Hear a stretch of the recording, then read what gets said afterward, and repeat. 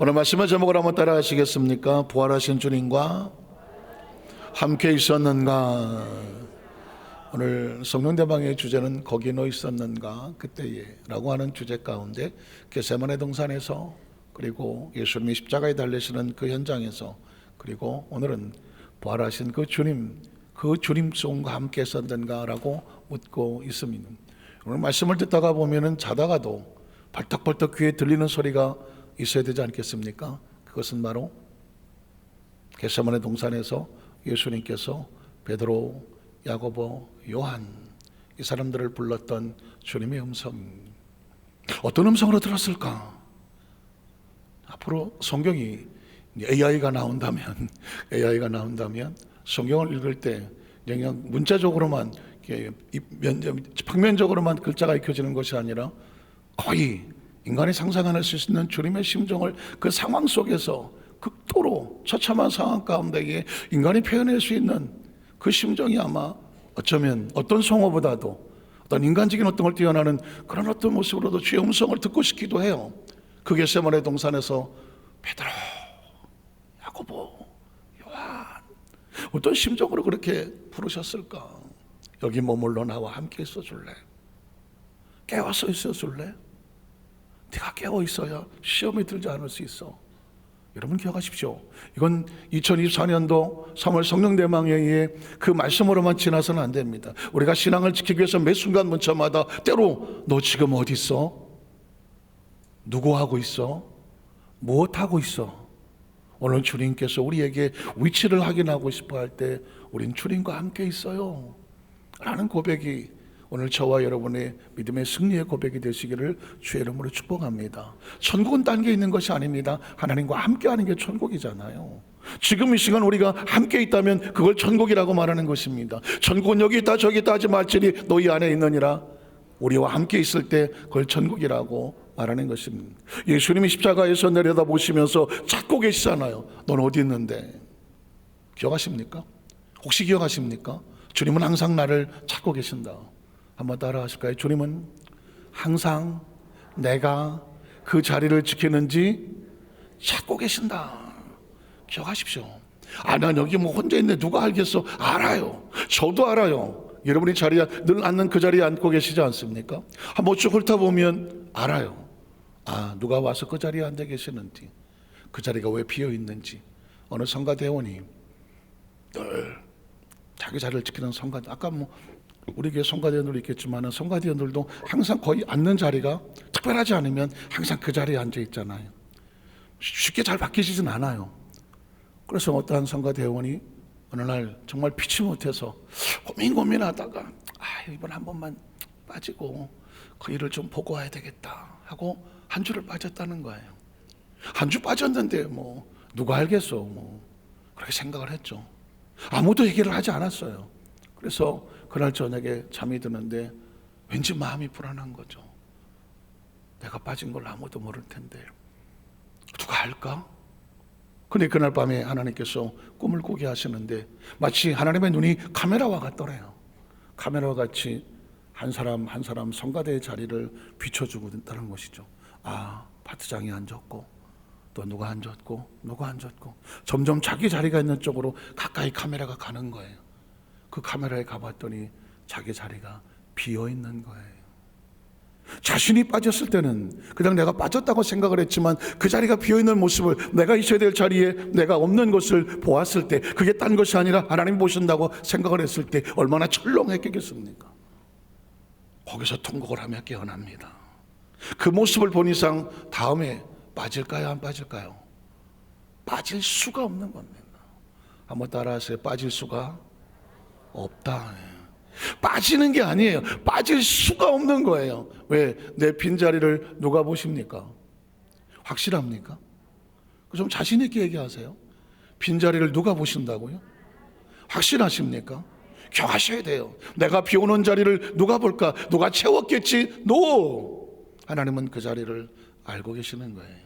자, 어제 말씀드렸습니다. 복 있는 사람이란 딴 게 아니다. 그 복이란 뭐냐? 위치 선정을 잘하는 것이다. 복 있는 사람은 악인의 꾀 죄인의 길 오만한 자리에 앉지 않는다. 아무 자리에 앉지 않는다. 누구 아무나 함께하지 않는다. 아무나 속히지 않는다. 왜냐하면 잘못 섞이면 죽기 때문이죠. 시냇가에 심은 나무가 사막에 심겨지면 죽음을 자초하는 것입니다. 나무는 아무 곳에다 뿌리를 내리지 않습니다. 돌짝박에 뿌리거나 가시밭에 뿌리거나 길거리에 뿌려봤자 의미 없는 걸 알기 때문이죠. 그래서 복 있는 사람을 다른 말로 말하면 시냇가에 심은 나무라고 말하는 것입니다. 거기에 정확하게 꽂혀서 정확하게 뿌리를 내리고 있어야 사는 것입니다. 이 땅은 광야와 같은 것입니다. 저와 여러분이 예수를 믿고 하나님의 자녀가 되었다면 예수 그리스도 안에 우리가 뿌리를 내리고 하늘로부터 오는 양분을 공급받아서 이 땅의 삶을 살아 우리는 살아있다라고 말하는 것입니다. 기억하십시오. 우리가 이 땅의 삶을 살면서 어떻게 사느냐, 더 중요한 것은 날마다 어디를 지키고 사느냐, 그게 우리를 어떻게 살았는지를 나중에 평가하게 될 것입니다. 오늘 첫 번째로 무덤을 찾아갔다가 부활의 주님을 만난 마리아들, 한 사람이 마리아가 아니라 여러 사람이기 때문에 복수를 썼습니다. 부활의 주님을 만나기 위하여 그 무덤을 찾아갔던 마리아들. 마태복음 28장 1절 2절은 이렇게 기록합니다. 안식일이 다 지나고 안식 후 첫날 예수께서 십자가에 몸짓어 피 흘려 죽으신 지 사흘 되는 날 새벽에 막달라 마리아 다른 마리아가 무엇을 보려고 갔습니까? 무덤을 주목하십시오. 이들은 승리의 세레모니를 하러 간 것이 아닙니다. 무슨 승리자의 행진을 향하여 야 승리하셨다라고 거기에 대해서 기쁨으로 달려간 것이 아닙니다. 그들은 무덤을 갔습니다. 무덤엔 뭐가 있나요? 시신이 있습니다. 실패자가 있습니다. 죽은 자가 있습니다. 그 무덤은 많은 사람들에게 처형을 받아서 돌무덤에 묻힌 예수가 있는 곳이었었습니다. 예수의 어떤 승리를 향하고 예수 때문에 덕을 보려고 찾아간 것이 아닙니다. 예수의 무덤 그 시신을 어떻게든지 시신을 돌보기 위해서 찾아갔던 사람, 잘못 찾아갔다 그들은 혹시라도 오해받아서 예수의 제자들로 똑같이 고통을 받을 수도 있는 것을 감수하고 무덤을 찾아간 겁니다. 신앙은 때로 이런 겁니다. 내가 예수 믿고 잘 되기 위해서 예수를 믿는 게 아니죠. 예수의 진정한 의미를 안다고 하면 예수님이 어떤 것이 예수로 인하여 어떤 상황이 되더라도 그 자리를 내가 피하지 않겠다. 놀랍게도 이들은 무덤을 보려고 갔습니다. 기억하십시오. 이들은 영화를 바라보고 그리고 잘 되기를 바라보고 복을 받기를 바라보고 덕분에 무슨 좀 한 자리 해보려고 그들은 무덤을 찾아간 것이 아닙니다. 예수의 시선이 냄새나고 시신이 부패하는 걸 막기 위해서 모략을 바르고 유향을 바르기 위해서 시신을 수습하러 갔었던 그런 모습과 같은 겁니다. 계속 성경을 읽어 내려가 보겠습니다. 큰 지진하며 주의 천사가 늘로부터 내려와 돌을 굴려내고 그 위에 앉았는데 그 영상이 번개 같고 그곳은 눈과 같이 희건을 지키던 자들이 그를 무서워하여 떨며 죽은 사람과 같이 되었더라. 천사가 여자들에게 말하여 이르되 너희는 무서워하지 말라. 십자가에 못 박힌 예수를 너희가 찾는 줄을 내가 아노라. 그 여기 계시지 않고 그가 말씀하신 대로 살아나셨느니라. 와서 그가 누우셨던 것을 보라. 또 빨리 가서 그의 제자들에게 이르되 그가 죽은 자 가운데서 살아나셨고 너희보다 먼저 갈릴리로 가시나니 거기서 너희가 배우리라 하라. 보라 내가 너에게 일렀느니라 하거늘 그 여자들이 무서움과 큰 기쁨으로 빨리 무덤을 떠나 제자들에게 알리려고 다름질을 했다라고 말하는 것입니다. 제가 아까 말씀드렸습니다. 예수님이 부활했던 소식을 듣고 와 좋아서 간 것이 아닙니다. 그들은 예수님의 시신을 수습하기 위해서 무덤을 목숨을 위험을 무릅쓰고 찾아갔던 것입니다. 그런데 거기서 부활의 주님의 소식을 제일 먼저 듣게 되었습니다. 이걸로 신앙의 아이러니라고 말하는 것입니다. 죽으러 갔는데 살아나는 것입니다. 죽은 줄 알았는데 살아있는 것입니다. 실패한 줄 알았는데 승리라고 말하는 것입니다. 내가 피워놓은 줄 알았는데 채워졌다고 말하는 것입니다. 심어놓은 줄 알았는데 자랐다고 말하는 것입니다. 신앙은 가장 어려울 때 그 사람의 모습을 보면서 진짜인지 가짜인지를 아는 겁니다. 여러분 혹시 그런 이야기를 들어보셨습니까? 내가 잘 나갈 때 내 옆에 있는 사람이 진짜 친구라고 생각하지 마라. 내가 모든 것을 잃어버리고 피투성이로 홀로 남았을 때 그때 끝까지 지켜주는 그 사람이 진짜다. 아십니까? 아십니까? 우리나라 속담에도 정승집 개가 죽으면 문전성시를 이룹니다. 개 때문에 옵니까? 정승 때문에 옵니까? 정승의 눈도장을 찍어 놓는 것입니다. 그러나 정승이 죽으면 개미새끼 한 마리도 없습니다. 왜 그럴까요? 얻어먹을 게 없습니다. 아무런 신뢰가 없습니다. 이득이 없습니다. 이건 진정한 사람이 아닌 겁니다. 오늘 성경 속에서 예수님의 가장 피투성이 되는 장면, 심지어 무덤에 갇혀지는 장면까지 보여주면서 누가 그 자리에 끝까지 있었는지 아니면 누구는 가장 목숨을 걸 것처럼 해놓고 도망을 쳤는지를 우리에게 적나라하게 보여주면서 이렇게 묻고 있는 겁니다. 당신은 성경은 사실상 우리에게 질문하고 있는 겁니다. 어떤 스토리가 있을 때 스토리가 읽어놓고 그런 이야기가 있었어? 그래놓고 이렇게 말합니다. 당신은 어떻게 할 것인가라고 묻는 것이죠.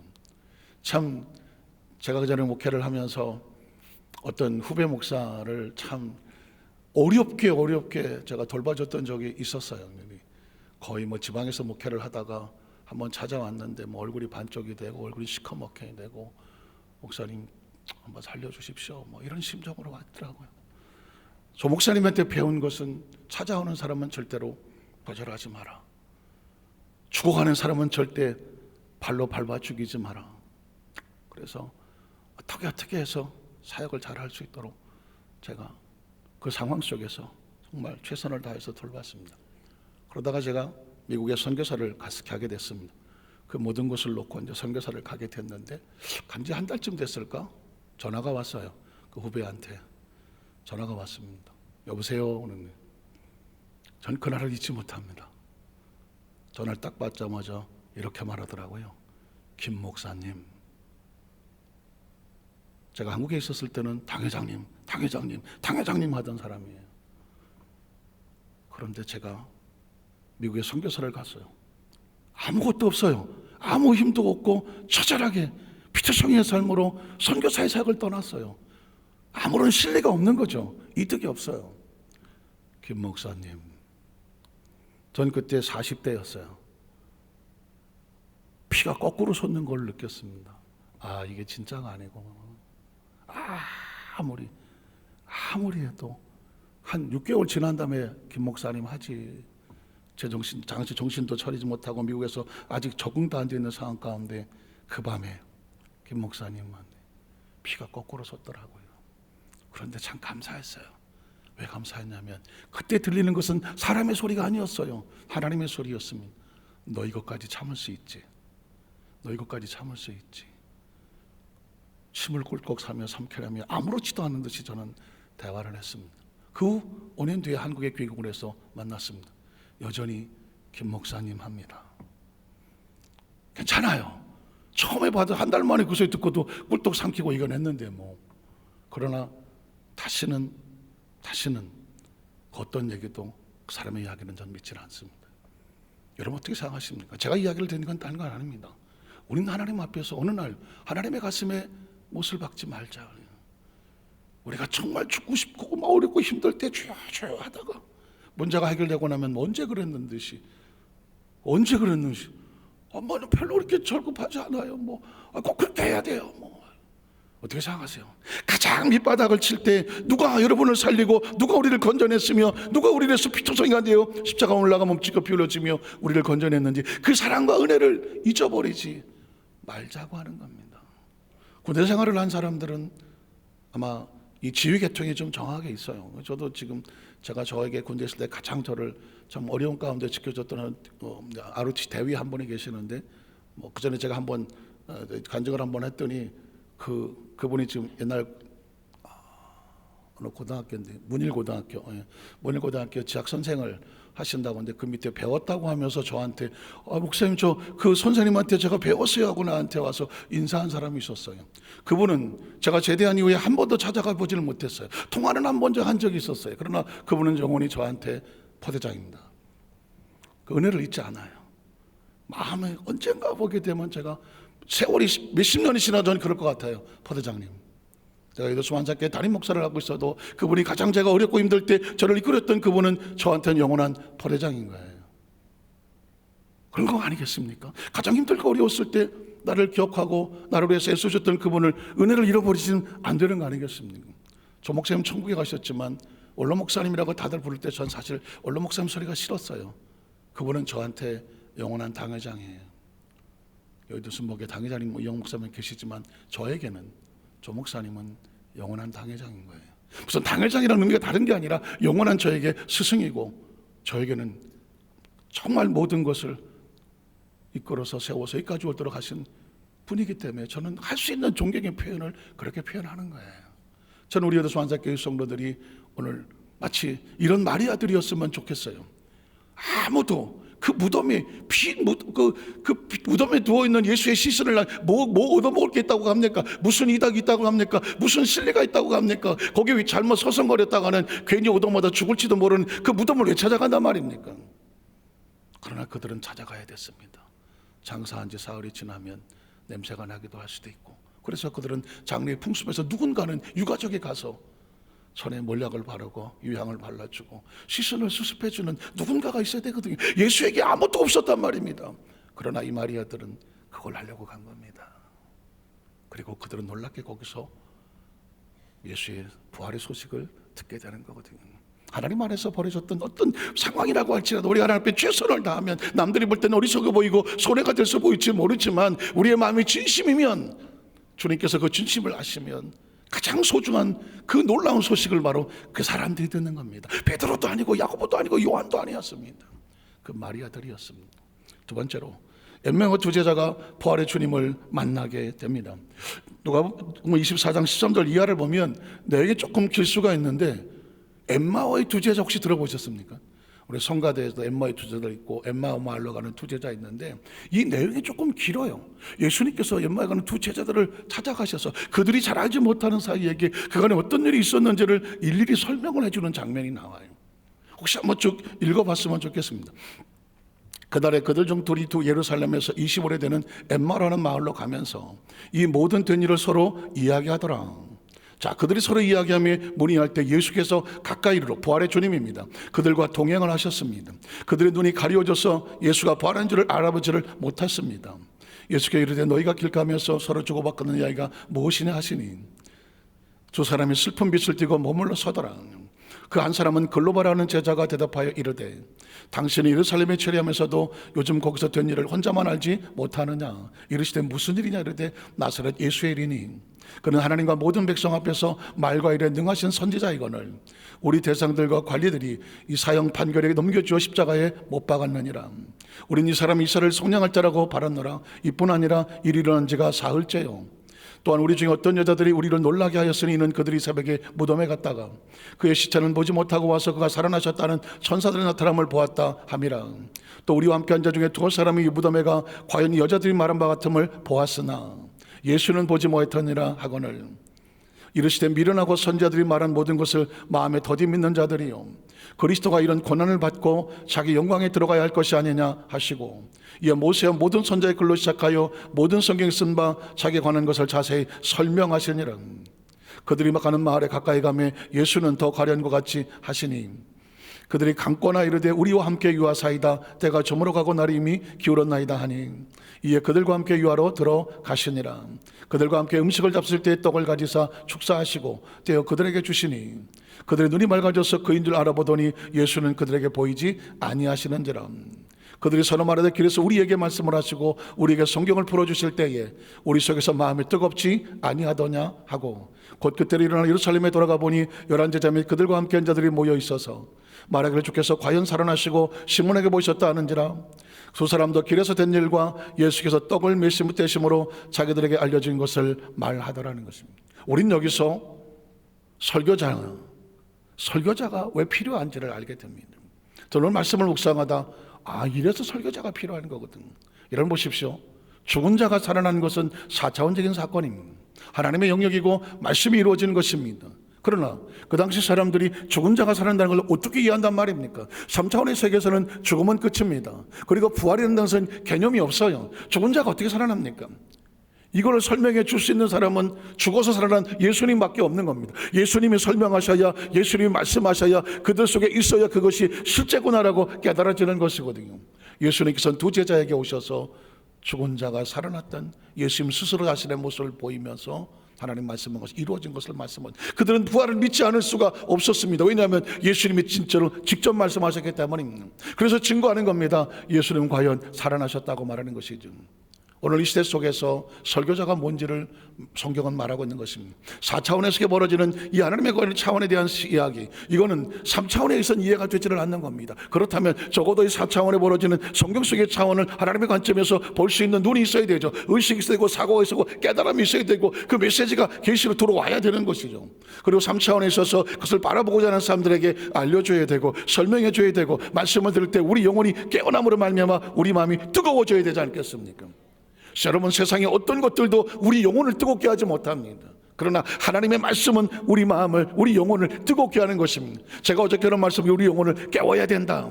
우리 영혼은 예배 드릴 때 깨워지는 거거든요. 말씀을 들을 때 깨워지는 거거든요. 기도할 때 깨워지는 것이거든요. 찬양을 등할 때 반응하는 것입니다. 여러분 보십시오. 우리 영혼은 아름다운 무슨 한정식을 내놨다고 영혼이 반응하지는 않습니다. 육신이 반응을 하죠. 맛있겠다. 어이구, 이거는 뭐야. 육신이 반응합니다. 아름다운 음악을 듣고 멋있는 영화를 보고 뮤지컬을 보면 감성이 반응을 합니다. 와, 너무 좋다. 감동. 그러나 우리 영혼은 그런 것에 반응하지 않습니다. 하나님의 나라의 터치가 돌아와야 돼요. 성령 우리 영혼을 터치해야 됩니다. 하나님에 대해서 말씀할 때, 예수님에 대해서 말씀을 할 때, 성령에 대해서 말씀할 때, 천국에서 말씀할 때, 하나님의 나라의 소리 가운데 오실 때 우리 영혼이 힘을 얻고 사는, 두 제자는 아무리 여제자들이 예수가 살아났다는 그런 걸 봤다고 하더라, 세상의 사람이 말했을 때 누구도 마음이 뜨거워지 않았습니다. 그러나 예수께서 그들과 함께 음식을 떼시면서 말씀을 가르쳤을 때 그들은 말합니다. 예수님 말씀을 설명하실 때 우리 마음이 뜨겁지 아니하더는. 무엇이 반응했습니까? 영혼이 반응한 겁니다. 지금 이 시대 속에서 하나님께서 원하는 것은 말씀을 들을 때 영혼이 반응할 수 있는 사람을 찾는 것입니다. 제가 그런 표현을 썼습니다. 우리가 어렸을 때의 자석을 가지고 장난한 적이 있습니다. 흙에다가 자석을, 말발굽 자석을 가지고 흔들면 돌멩이는 안 붙습니다. 플라스틱도 안 보고 다른 것들은 안 붙습니다. 오로지 쇳가루만 붙습니다. 기억하십니까? 그런 기억 있으십니까? 마찬가지입니다. 이 지구상에 80억이 속해하지만 다 80억이 다 영혼이 반응하지는 않습니다. 예수란 이름 앞에 반응할 수 있는 영혼만 살아있는 겁니다. 예수는 마치 하나님의 나라를 끌고 올라가는 자석과 같아요. 이 자석과 같아서 이 예수의 이 자석이 이 지구상을 휘저어 놓으면 붙을 수 있는 것은 쇳가루밖에 없는 거예요. 쇳가루만 자석에 붙는 겁니다. 다른 것들은 붙을 수가 없습니다. 그래서 예수를 구주로 믿는 사람을 영혼이 깨어났다고 말하는 것입니다. 예수님을 구주로 믿으시면 하면 하시기 바랍니다. 우리는 이제 웬만해서 다 똑똑해서 이 지구상에서 영혼이 살지 않는다는 걸 알고 있습니다. 사람이 뭐 70, 80, 100살을 살아봤자 끝입니다. 거기까지. 어떤 분이 80대만 느끼는 거라고 말하더라고요. 80을 이제 83살 되신 분이 이렇게 말하더라고요. 60대 때, 70대 때 건강 잘 지켜야 돼. 먹는 거 조심하고 근육 키워야 돼. 80대니까 아무것도 안 돼.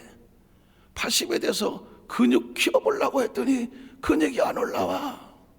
80대에서는 밥 먹는 것도 그렇게 입맛이 없어. 그러면서 내가 80을 살아보니까 60대가 중요해, 70대가 중요해. 70 아직 안 늦었어. 근육 운동해. 그렇더라고.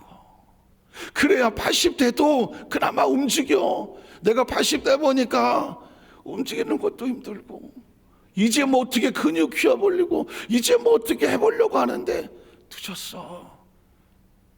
그 전에 이게 80이 되신 분이 하시는 이야기예요. 우리가 먼 날 우리 인생의 마지막을 눈앞에 두었을 때 진짜 중요한 게 뭔가, 그때 가서 우리 영혼을 위해서 왜 천국을 미리 준비하지 않았을까? 어차피 다 놓고 갈 거 다 아는데 모르는 사람 누가 있어? 다 알지. 근데 설마 하다가 설마 경상도 말로 하마나 뭐 설마 오겠어, 설마 오나 하다가 보니까 아차 싶어서 옥하는 사이에 지나갔죠. 엊그저께 제가 미국에서 장로 직분을 처음 주셨던 어떤 장로님이 한 분 계시는데 오래간만에 전화가 한 번 왔어요. 전화 통화를 하다 보니까 그 장로님을 제가 장로 직분을 준 지가 25년이 됐어. 벌써 25년 됐어요. 여러분, 25년이 만만한 세월입니까? 욱하는 살이 20년 지나갔어요. 욱하고. 기억하십니까? 기억하십시오. 저는 우리 에도서 한살교회 모든 성도의 삶의 현장 가운데 오늘 저는 끊임없이 하나님 주시는 말씀을 가슴에 끌어안고 내 눈에 보여지는 4차원의 세계 속에 3차원에 존재하지만 하나님께서 4차원에 보여지는 이 말씀을 가지고 우리 속에 끊임없이 4차원을 이 3차원의 세계 속에서 그 비전에 대한 말씀을 끊임없이 선포할 겁니다. 그리고 영혼을 깨울 겁니다. 영혼을 터치할 겁니다. 영혼에 호소할 겁니다. 영혼에 부르칠 겁니다. 그리고 언제가 될지 모르지만 그 말씀이 여러분의 영혼을 터치하고 깨우치고 여러분의 마음속에 깨달음을 주어서 그래 하고 움직여지거든, 마음이 뜨거워지거든 그 말씀에 이끌려 사시기를 주의 이름으로 축복을 합니다. 그래야 부활의 주님이 머리로 알려지지 아니하고 실제적인 가슴으로 채워지게 되는 줄로 믿습니다. 마지막 세 번째로 예수님은 11제자를 찾아가셔서 만나셨습니다. 성경을 찾지는 않겠습니다. 11제자를 예수님 왜 찾아갔을까? 제가 예수님한테 댓글을 걸고 싶더라고요. 예수님, 11제자 왜 찾아가요? 조금 나쁘게 하면 그놈들 다 도망갔잖아요. 아시잖아요. 다 도망간 거 봤잖아요. 안 보셨어요? 다 도망갔더라고요. 부활하신 예수님께서 11제자를 찾아가요. 뭐 하려고 찾아갈 거예요? 이 새끼들 너무 안 남나 주시고 오늘 그걸 찾아갑니까? 이 새끼들 내가 신을 다 도망가고 이거 너 오병이어 먹었던 거 떡값 내놔 하고 싶잖아요. 뭐 물고기 다 내놔 막 그러고 싶을 거잖아요. 그런데 그 찾아가서 뭘 하셨을까요? 그들을 다 너에게 평안이 있어라, 성령을 받아라. 한 사람도 정죄하고 하지 않더라고요. 그것들을 다 끌어안아서 앉혀놓고 새롭게 만들어서 다시 일하시는 기회를 주시더라고요. 저는 거기서 울컥했습니다. 말씀을 정리하면서 최근에 자꾸 제가 옛날 생각이 나요. 옛날 생각이 좋은 생각이 안 나고 하나님 앞에 올바로 못 살았던 것들이 왜 이렇게 생각이 나는지 모르겠어요. 가다가 막 움찔움찔 하는 거야. 내가 왜 그때 그랬어? 내가 왜 그때 그랬을까? 내가 왜 그랬을까? 그런 생각에 빠지면은 내가 목회를 할 수 있는 사람인가? 내가 강단에 서서 설교를 할 수 있는 사람인가? 우리 성도들한테 목사님 소리 들을 수 있는 사람인가? 가슴을 치는 거예요. 근데 오늘 성경에 보는 것처럼 그 예수를 모른다고 부인하고 다 도망을 쳤던 11명의 제자들을 예수님이 다 찾아가서 안으면서 그들을 끌어안고 상처를 돌보면서 그들에게 다시 성령을 부어주시고 복음을 전할 수 있도록 그들을 세워주시더라고요. 그러면서 제게 주신 말씀이 내가 너 안고 있어. 괜찮아. 다시 시작하자. 지나간 아픔과 상처는 오늘 하나 앞으로 삶을 복음을 전하기 위해서 너보다 더하고 어떤 힘든 사람을 만나라도 정죄하고 돌 던지고 무슨 이 독사의 자식들아 뭐 어쩌고 저쩌고 비판하고 정죄하지 마. 너 같은 사람도 하나님이 들어서셨다고 하면 누구를 못 쓰겠느냐. 그런 마음에 감동을 주시면서 그래 다시 시작해. 다시 시작하고 너도 누구를 만나더라도 끌어안고 그 사람을 용기를 주고 희망을 주고 회복을 시켜줘. 내가 너한테 원하는 건 그거야. 오늘 말씀을 정리하면서 우리 에도서 한살교회 모든 성도들 가슴속에 생각 속에 우리의 지나간 모든 아픔과 상처들은 주님께서 이미 알고 다 품고 계시는 거예요. 아픈 것만큼 더 아픈 사람들을 끌어안고 내가 하나님께 무너졌던 것만큼 더 무너졌던 사람을 끌어안고 내가 모자랐던 것만큼 나보다 더 모자란 사람들을 더 끌어안고 가면서 주님이 나도 세웠는데 함께 세워가면서 하나님 공동체를 이루어 가십시다. 그럴 수 있는 나도 살고 너도 살고 우리가 모두 다 살아가는 주께서 우리를 살리셨던 것처럼 그런 축복의 통로들이 되시기를 주님의 이름으로 축원합니다. 기도하겠습니다. 하나님 아버지 감사합니다.